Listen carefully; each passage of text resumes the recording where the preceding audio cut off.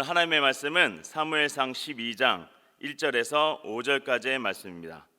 사무엘이 온 이스라엘에게 이르되 보라 너희가 내게 한 말을 내가 다 듣고 너희 위에 왕을 세웠더니 이제 왕이 너희 앞에 출입하느니라. 보라 나는 늙어 머리가 희어졌고 내 아들들도 너희와 함께 있느니라. 내가 어려서부터 오늘까지 너희 앞에 출입하였거니와 내가 여기 있나니 여호와 앞과 그의 기름 부음을 받은 자 앞에서 내게 대하여 증언하라.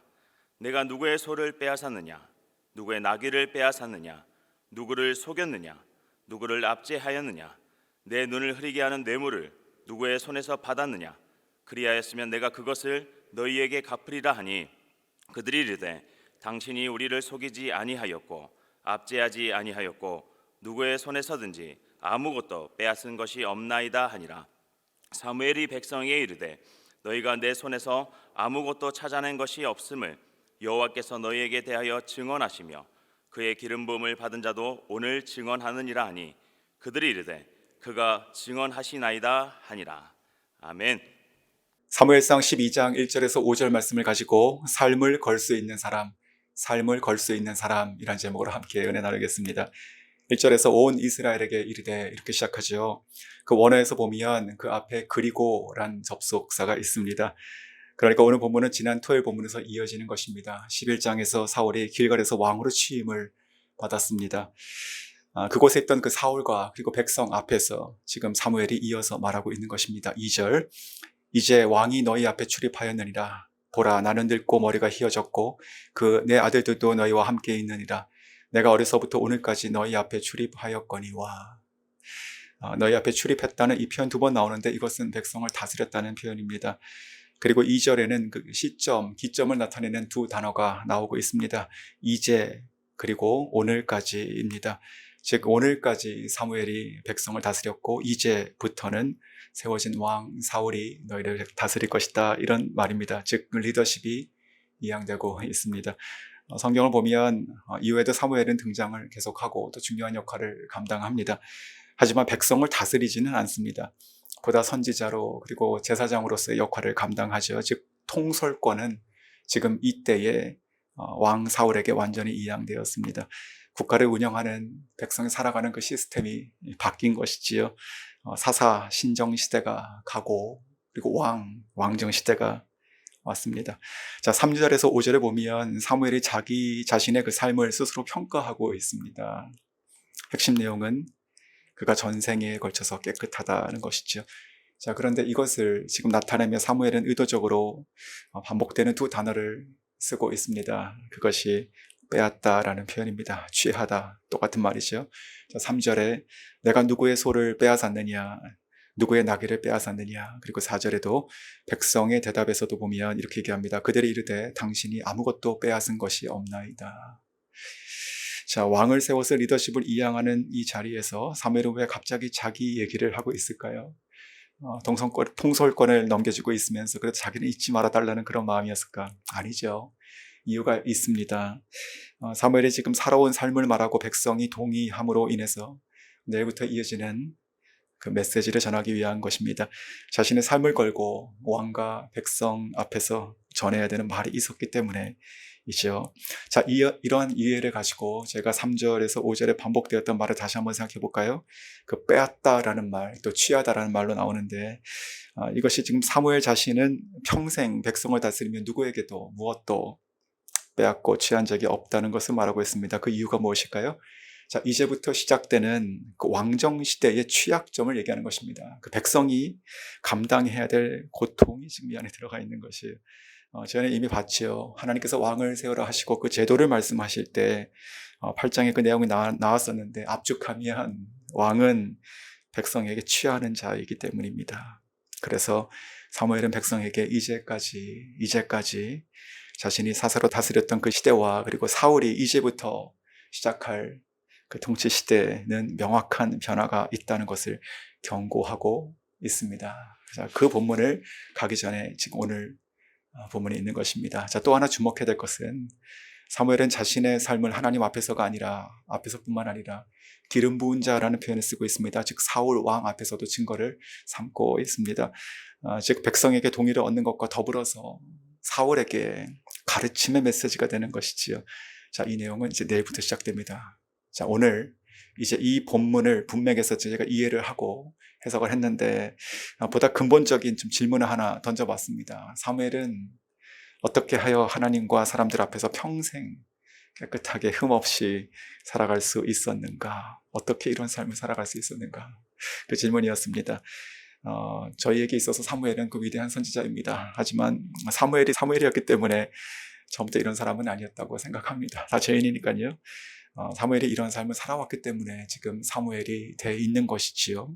자, 오늘 본문과 그리고 그의 삶에 대한 고찰을 통해서 제가 두 가지 짧게 중요한 내용을 살펴봅니다. 이 말씀을 통해서 나도 사무엘처럼 정말 한평생 흠없는 주님을 섬기는 자, 주의 사역자로 살 수 있기를 소원하고 그렇게 살 수 있기를 주의 이름으로 축원합니다. 첫 번째, 사무엘은요, 하나님 앞에 자신을 늘 세웠습니다. 하나님 앞에 자신을 늘 세웠습니다. 요즘은 정말 눈치를 많이 보는 세상입니다. 눈치를 보지 말자는 것도 눈치를 보는 것 같아요. 가정에서, 직장에서, 사회에서, 또 때때로 또 교회에서도 그렇지요. 제가 여행을 가면 사람들이 흔히 마음이 다시 리프레시 된다 이렇게 얘기하죠. 많은 이유가 있겠지만 그 중에 하는 이유는 나를 아는 사람이 아무도 없는 곳에 가면 내가 누구였는지도 보지 않기 때문이 아닐까 생각이 듭니다. 그냥 내가 나오는 것이에요. 그냥 내가 나되는 그 상황이 나를 새롭게 한다. 이것이 현대사회를 살아가는 슬픈 현실을 또 생각하게 하죠. 그런데 정작 우리는 그렇게 사람의 눈치는 많이 보고 있으면서 하나님을 인식하는 것은, 하나님의 눈치를 보는 것은 참 무뎌지는 것 같습니다. 하나님은 눈에 보이지 않으십니다. 그러니까 추상적이죠. 사람이 모르죠. 사람이 모르니까, 보이지 않으니까 드러나지도 않습니다. 당장 무슨 일이 일어나지도 않으니까 급박하지도 않습니다. 하나님보다는 우리가 사람들 앞에서, 사람들과 관계 안에서 잘 보이고 지내는 것이 더 현실적이다, 이렇게 생각이 들기도 합니다. 만약에 사무엘이 그런 식으로 평생을 살았다면 오늘 같은 말을 할 수 있을까요? 못했을 거라 생각이 듭니다. 아마도 그도 그 보통의 사사와 같은 삶을 살았을 것이에요. 마땅한 그의 삶을 통해서 인정을 받고 또 누리고 살았을 것이에요. 정당한 대가를 받고 보상이랄까요? 초반엔 고생을 하지만 나중에는 좀 풍요롭게 살아도 누가 뭐라고 했겠습니까? 안타깝지만 기도원의 얘가 좀 반대가 되죠. 그는 처첩을 많이 두고 살았습니다. 자식을 많이 낳습니다. 사람들을 위해서 자기 성에 금 에봇을 만들었습니다. 그래도 성경은 뭐라고 표현했습니까? 그가 다스렸던 40년 동안 태평했다고 얘기하지 않습니까? 사무엘도 그렇게 적당히 살 수 있었을 것입니다. 하지만 그렇게 안 살았습니다. 사무엘은 시작도 끝도 항상 자신을 하나님 앞에 세우고 또 세우고 살았습니다. 오늘 본문에서도 그 표현이 두 번 나오고 있습니다. 자신의 청렴 그리고 또 결백, 이 살아온 전 생애를 지금 하나님 앞에 가져가서 증명받고 있습니다. 3절, 내가 여기 있나니 여호와 앞과 그의 기름 부음 받은 자 앞에서, 여호와 앞에서 이렇게 얘기하고 있죠. 또 5절에서도 사무엘의 백성에게 이르되 너희가 내 손에서 아무것도 찾아낸 것이 없음을 여호와께서 너희에게 대하여 증언하시며, 여호와께서 하나님께 가져갈 수 있다는 것이지요. 사람이 그저 자기 수준에서 최선을 다해서 살았다면 이렇게 말 못합니다.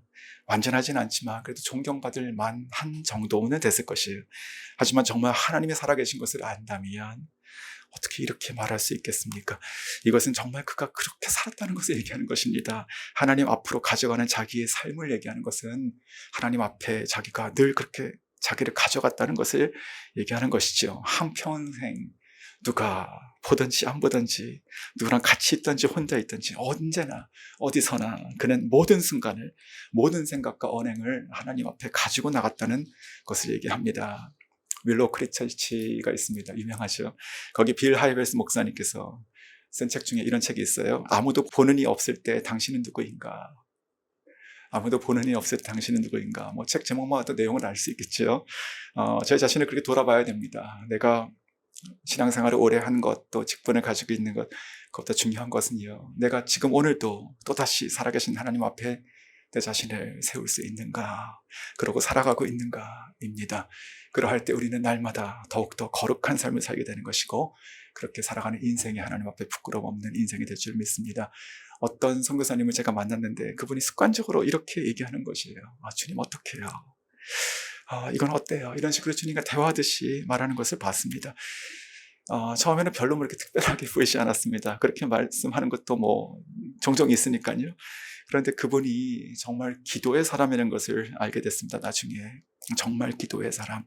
그러면서 정말 이 선교사님이 정말 매 순간 주님과 함께 동행하고 있다고 살아가고 있구나, 이렇게 생각이 들었습니다. 자신이 끊임없이 모든 순간을 하나님 앞에 가지고 나가고 또 여쭙고 살아가고 있구나, 그렇게 생각이 들었습니다. 사람은 부족하고 또 실수가 있습니다.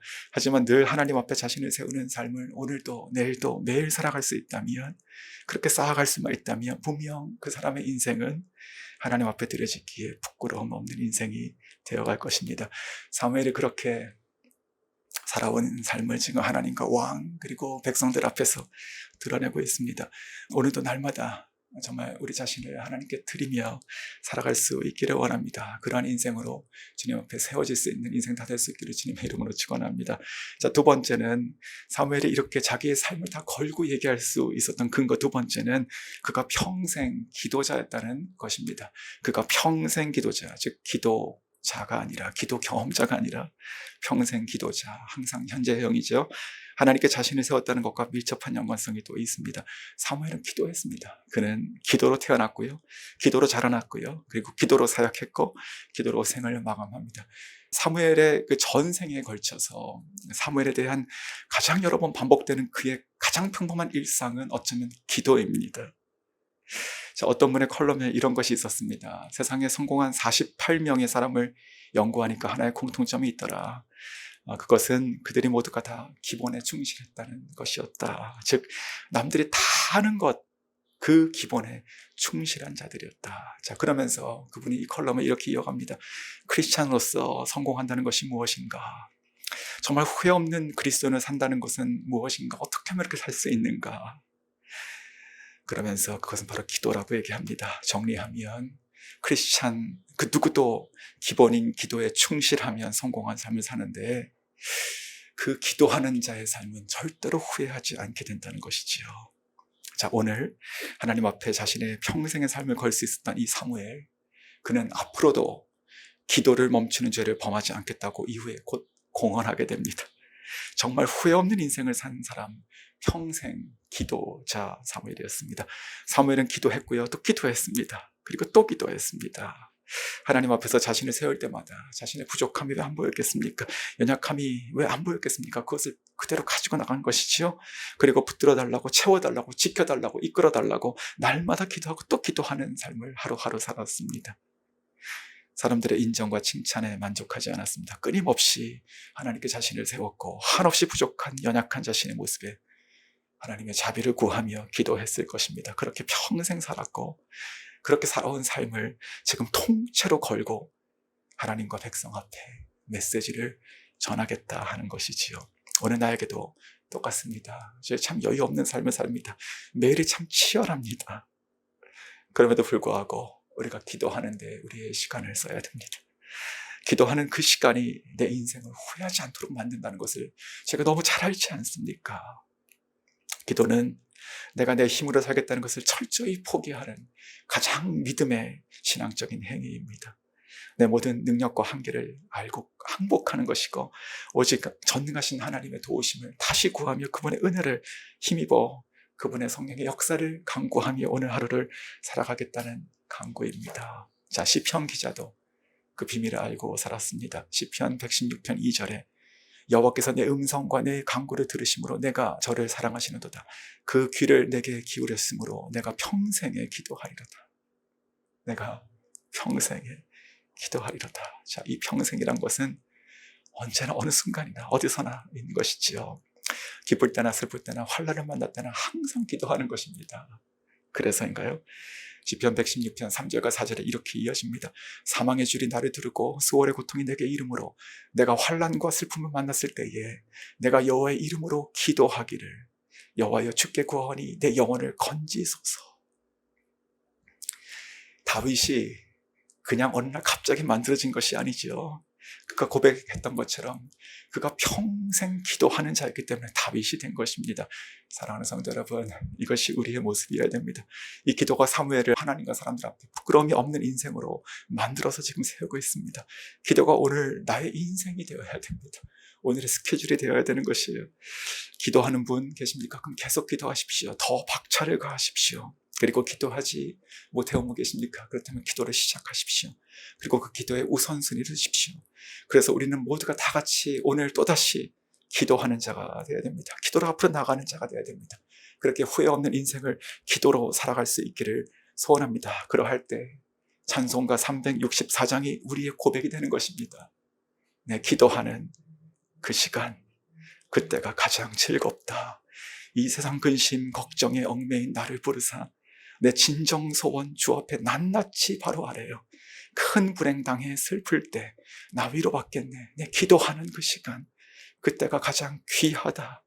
저 광야 같은 세상을 끝없이 방황하면서 위태한 길로 나갈 때 주께서 나를 이끌어 그 보좌 앞에 나아가 큰 은혜 받게 하시네.